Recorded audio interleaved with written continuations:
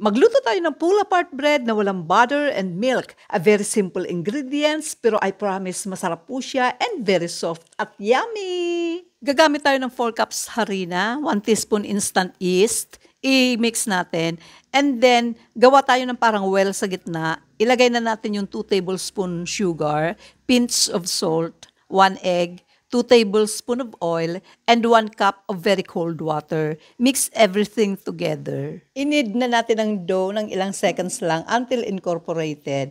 And make sure na malinis ang kamay natin And pag ganito na yung dough, let it rest for 1 hour and takpan natin. After 1 hour, i-transfer na natin sa dusted board ang dough at i-cut natin into 8 portions. Pagkatapos, ipo-fold natin ang bawat dough into 8 pieces, shown po sa video. And pagkatapos, isi-seal natin by pressing down and seal both ends, up to 8 times then. Repeat the process po for the rest of the dough. Lagyan ng oil and flour ang ring cake pan and ilagay na ang dough. Let it rise again for 1 hour.